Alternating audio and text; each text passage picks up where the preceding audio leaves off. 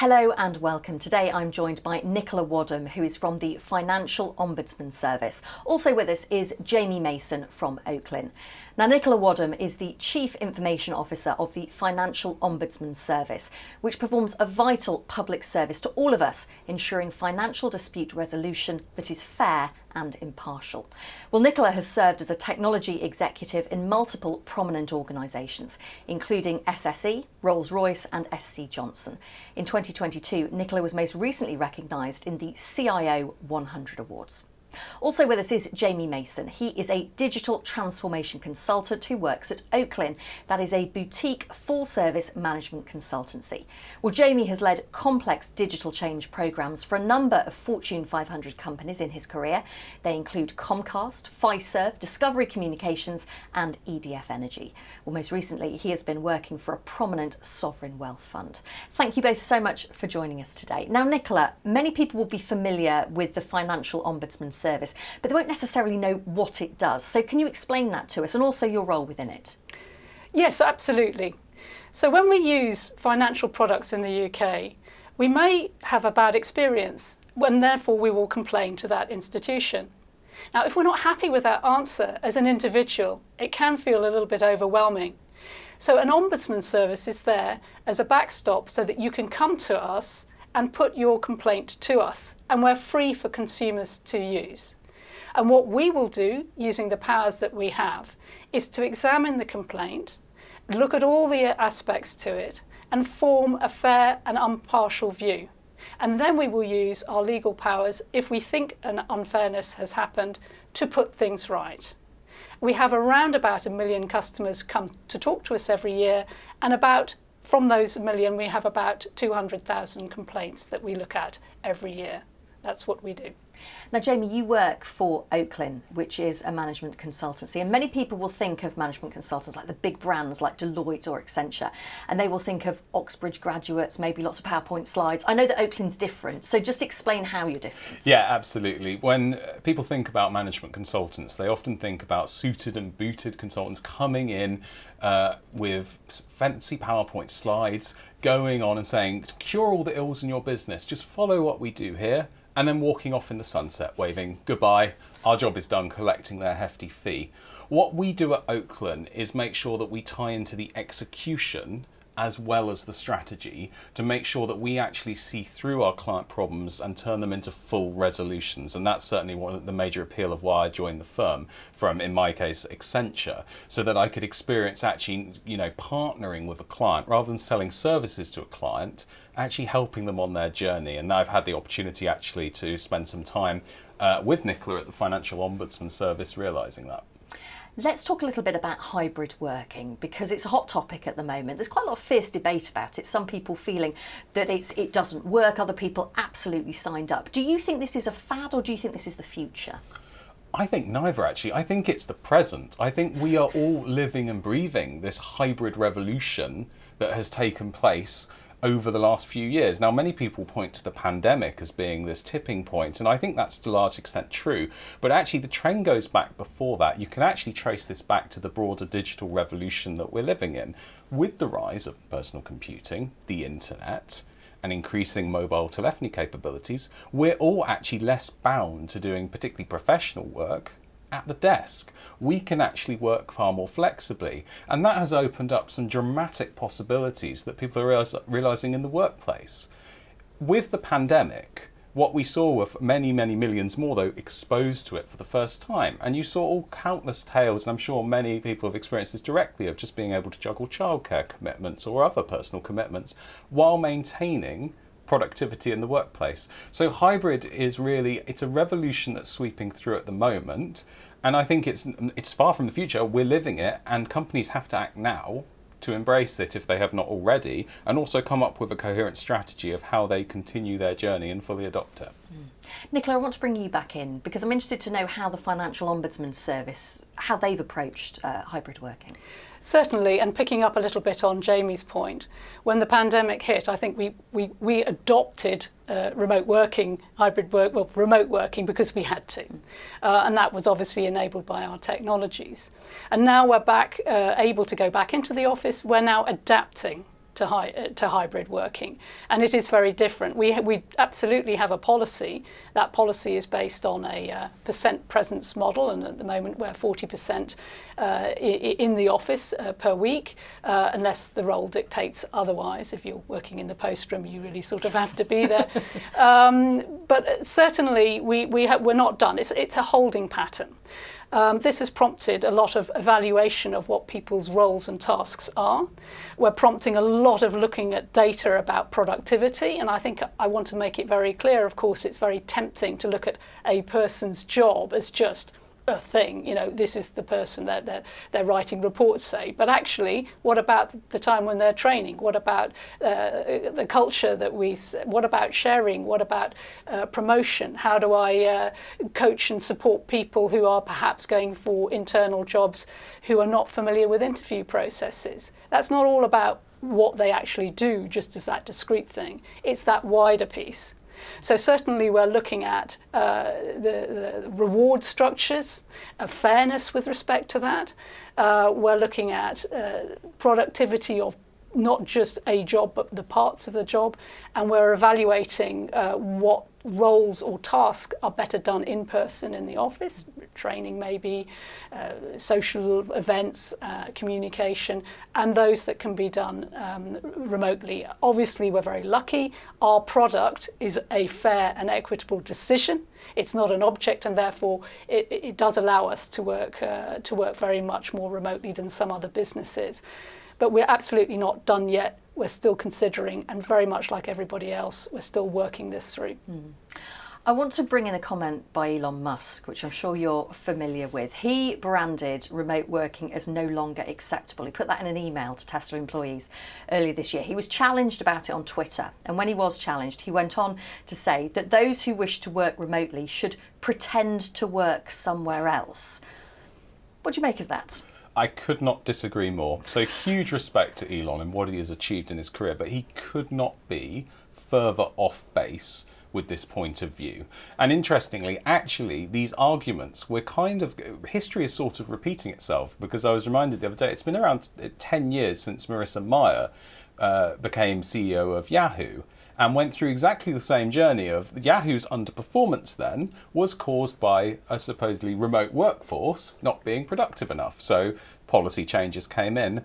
Well, no big surprise, Yahoo was not magically rescued by this and has continued to face problems over the past decade. Elon seems to be going down exactly the same journey that Yahoo went down with enforcing return to the office, and it's a mistake. Everything we see in terms of the research and the data that's available out there demonstrates that from a retention perspective at the moment, it is vital to allow hybrid remote offerings to your staff where possible to promote well-being, or they will walk. We are all living in the Great Resignation. Although economic conditions are deteriorating at the moment, there is still a very tight labour market across the Western world. So there is not this luxury of just forcing people back into the office and hoping they'll comply. The other issue around this is productivity actually, when you look at the data, does not improve when you force people back into the office. And this is really the core of Elon Musk's argument. He thinks that bring them back, they'll be more productive. But that's simply not the case. I read an interesting report recently by the National Bureau of Economic Research in the US, which found that Trip.com developers, so I think that's a prominent travel website, are 8% more productive when they're coding at home.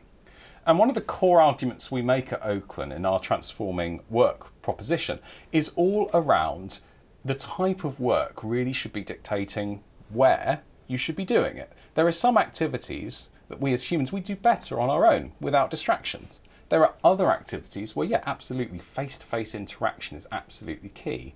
And I think anyone who's arguing that, no, everything must be face-to-face, we should all be at the office, standing over water coolers all day, it's completely anachronistic and wrong.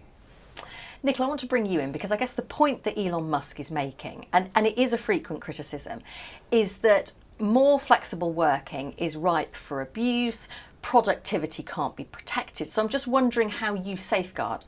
To your point, Jamie, I do think this business about productivity very much depends on the actual activity. And I'm fascinated by Elon Musk. And I guess if I think about a restaurant, you could you can measure all sorts of things that the restaurant does, but you can't really measure the genius of the chef.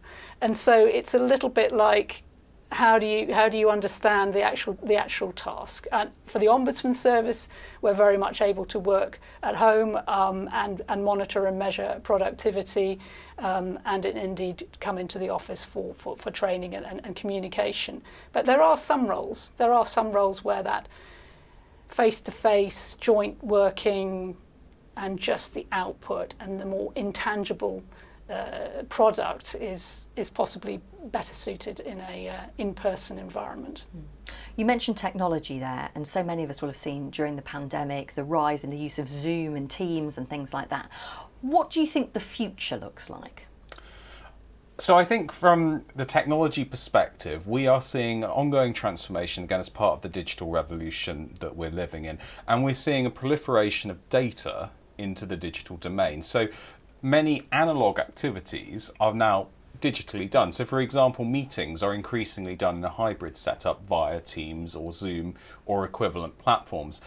And actually, one of the key tenets of the Oaklin Transforming Work proposition is leveraging this data, what we call the information hybrid, is actually, we think, the next step in the transformation journey that businesses want to go down. So obviously, we're all talking at the moment about the location hybrid, about where people are working, but the technology that underpins hybrid working presents dramatic opportunities because we've got so much more data in the digital domain than ever before.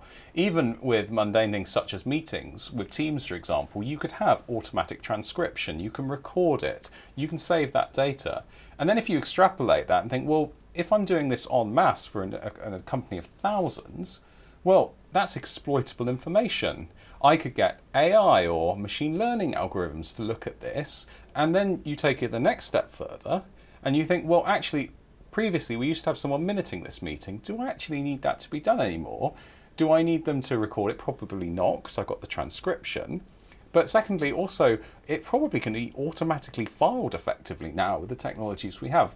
Now, that's just an example in a microcosm, but the way we view it at Oaklin is that getting hybrid right is not just about where you're physically sitting, it's about being able to select the right tooling and then leverage that data. A really powerful example in my mind around this is traditionally if you call up a service desk, let's say your computer is broken at work, you ring up a representative on a telephony system and they answer and they listen, they try and understand your problem and they'll be typing into the database, like trying to find a knowledge base article to actually answer the problem. Well, actually what we're seeing with technology, the changes we're seeing, the telephony systems are increasingly moved into the same digital domain that the knowledge base sits. So there's actually nothing stopping us increasingly simply for the call to be automatically transcribed, an AI or ML algorithm to look at that content and actually pre-populate for the advisor what it thinks the problem is. And suddenly, from this quite mundane example, you've transformed the way that person works, right? Because half the time the challenge of being a service desk representative is thinking, oh goodness, what could this problem be? And typing it away. But actually, if the system can do that, you could be looking at productivity going through the absolute roof. And you can apply this to a plethora of roles across multiple different sectors. And that's what I think really excites me about this hybrid journey. Nicola, what do you think about the future? I think that, to pick up on Jamie's point, that there's always a technology side and there's always the people side.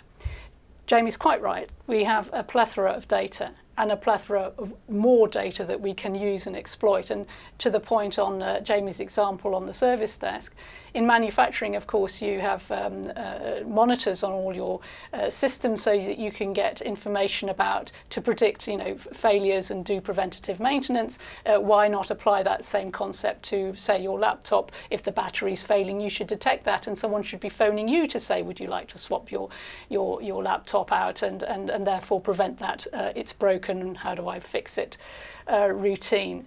But the thing that I'm interested in and the challenge and the rate limiting step is a little bit also about the data literacy of our organisation, the data ability to consume and understand insights. and the ability for people generally to be more confident with what they're presented with. So you can have all the technology in the world, but if you can't exploit it or understand it, then you're not going to get the best out of it. Most of my time is thinking about people problems, not technology problems. And this advance of data can actually obscure sometimes patterns. You can't see the wood for the trees. So I think it's a joint journey of technology enablement and then the use of the data that we have. And sometimes that's lagging, and I spend a lot of time thinking about how we support our organisation to understand what they see, as well as collecting data about what we see. There's also a lot of talk at the moment about the Metaverse. I'm just wondering how you see that fitting in the future. So for the Metaverse, certainly it's a thing. I am sure that it's going to provide a useful channel in the future, and I am sure equally that it will be used for darker purposes. But I don't think we can stop it.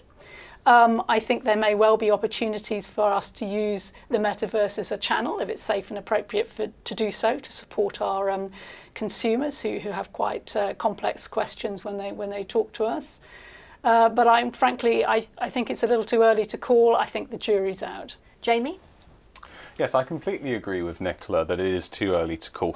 Undoubtedly, the Metaverse has tremendous potential to it, but we are not there yet. So I'm afraid I strongly disagree with Mark Zuckerberg and Meta's position. I have to say, I think the market is sceptical as well, given the share price has dropped some 70% this year on Meta itself. The platform and the offering, undoubtedly, there's capabilities today that you can certainly see. For example, if you're working at a construction site, being able to put on a VR headset and actually visualize the end of that construction project, tremendous. But when we move to more mundane, like business scenarios such as meetings or just general day-to-day work, the use cases become quite limited. So for example, the Metaverse offering at the moment is all around putting yourself into it as an avatar, a cartoon character, to conduct a business meeting. It doesn't really pass the sniff test with serious stakeholders. So if I'm working at a client, which as a consultant I do, I think I'd be signing my own death warrant going in saying, let's all become cartoon characters in this meeting. They would say, well, why? We've got cameras, let's use Teams, or let's do it in person. Why do we need to become avatars? And I think that's a fundamental problem of it. And also linked to that, the technology still needs to mature more in terms of the hardware. I've used in the last few weeks one of the new MetaQuest Pro headsets, so the market leading product, and it's still unfortunately too bulky in terms of, I think for a professional business experience, you need it to be lighter weight and in a way that you can still converse with the real world around you without frankly having this kind of stigma of looking a little silly, and it's still not quite evolved past that point. That being said, I think the journey is far from complete and we're at the start of it, and it's definitely one to watch as we move into the future as how it can support hybrid working. I'm confident it will, but my root concern is I think we need to get closer to some of those kind of Black Mirror technologies, frankly, you see in that TV series before we're going to start to see it really taking off. Jamie, Nicola, thank you so much for joining me today. Thank you.